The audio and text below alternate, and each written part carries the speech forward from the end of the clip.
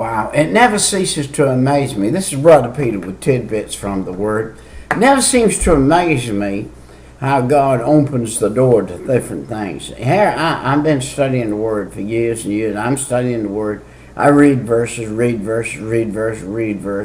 study them. But just now, the Lord opened the door to meet my mind for another little thing that I see. In the book of Acts, in chapter 17, and verse 25, and he give life and breath to all things. All things. Not just man. Not just man. But all things that breathe. Do the trees breathe? Yes, they do. The trees breathe the very air they make and cause more air. And the air they cause, to the degree, right to the nth degree of what a tree does, is what a human being can breathe. And that human being can only breathe that perfect air. If that tree was to do one thing more than it does, get out of whack, it would kill the man, the gas it would put off. If it was under what it's supposed to be, the man would not have the right air to breathe, and he could not live on this earth.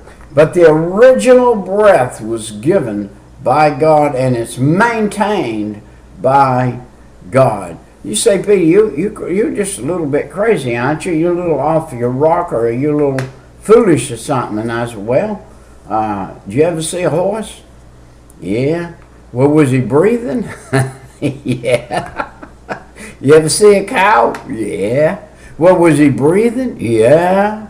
Well, did you ever see a fish? Yeah. Well, was he breathing? Yes, he was. A special way. He's got gills. But you know what he's breathing through them gills? He's breathing the same thing you and I. He's breathing the oxygen, the air. You take the oxygen out of the water, and that fish, even though he's got gills, can't breathe. And you put him out here where he has too pure air, and it will kill him. So, God gave the breath that's necessary for each thing that needs breath. And so everything that's breathing. Let's go on and see something else. Verse 26.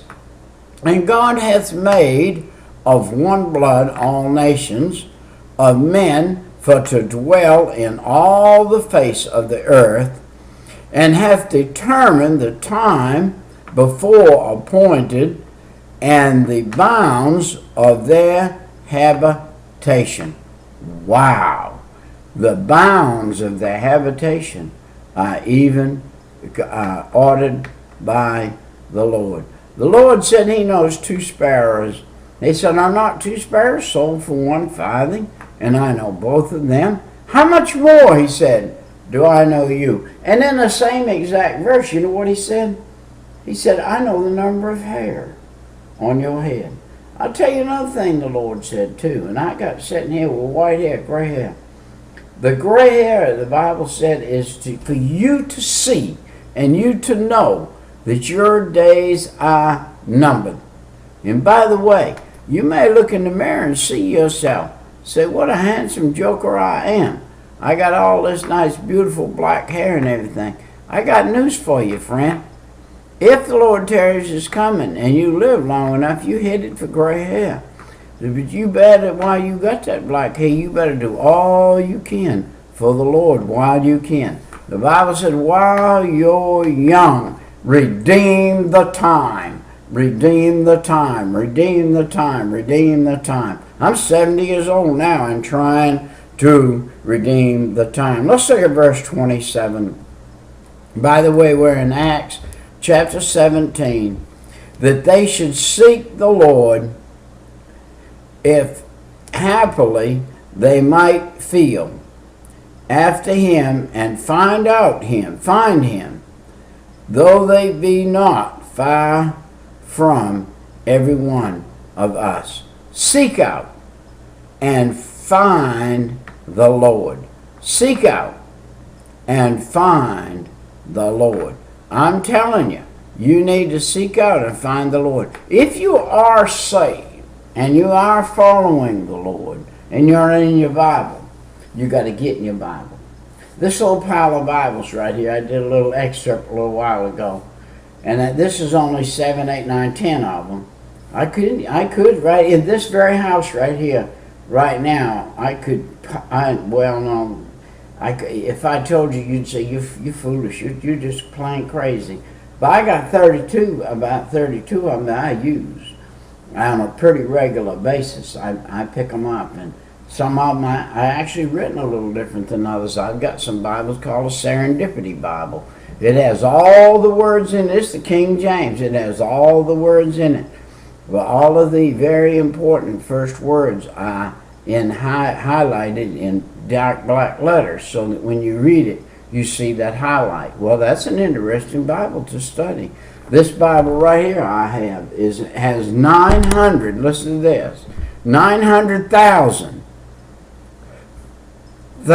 references from a verse. I can take one verse and I could take that verse I just read to you in this Bible, and I can exhaust it 2,000 or 3,000 times. I can reference it in different directions, and every word in it has a reference, and I can go to every word, one word at a time, reference that word, come back, put it together, and have such an astounding, I could write a whole book on that one verse, and it would be interesting. It'd be an interesting book, because it breaks down word for word in the Bible. Oh boy, let me tell you a little something. My friend Larry, I never had a computer, and I got one now, but I don't know any more than what I'm doing right now to punch it on and talk to you folks and punch it off. But Larry keeps telling me every click counts, and I keep getting in trouble. I've blowed the machine up. I lost 1,100. I lost 1,100 messages all in one foul swoop with one touch of that finger. I touched the wrong thing, and it deleted 1,100, never to be seen again. They were not found anywhere on the machine, and then right after that, the machine burned out. So we had to go get us a whole new brain. I'm telling you that you got to be careful what you do with that. So every click counts, and in this life, everything counts. What we do counts. Let's read another verse. Let's read verse 28. For in him we live and move and have our being, as certain also in your own poets have said, for we are also his offspring. Now, those who are before us and those who are in amongst us in this day tell us, they're prophets, and they tell us that we are made, God made us, and that God lives in us if we've asked him to save us, and they tell us these things, and that's what I'm telling you. Peter, you say you're a prophet? No, I'm not a prophet. I prophesy what is already written. I'm telling you what is already written is the truth. And I'm getting in it. Are you getting in it? Are you getting in it? Are you getting what you need out of it? Are you able? If you're going to come up against a monster this week, such a great tragedy I saw myself with my own eyes this week when that man fell out of that stadium in that baseball game. Nobody expected that man to die. The wife did not expect him to go to a baseball game and not come home. His son sitting with him didn't expect him to not go home with him. Nobody that knew that man expected him that day to go and meet the Lord that day. Nobody expected that, but it happened. We need to be prepared. We need to be prepared. We need to be prepared. Any minute the phone can ring and somebody can say, your mother, your father, your sister, your brother, somebody just passed away. Just got killed in a car wreck. Got killed in a motorcycle wreck. Got struck by lightning. An airplane went down. A taxi cab rolled over. Listen, there isn't anything you can't say that hasn't happened to people. Are you prepared? Are you prepared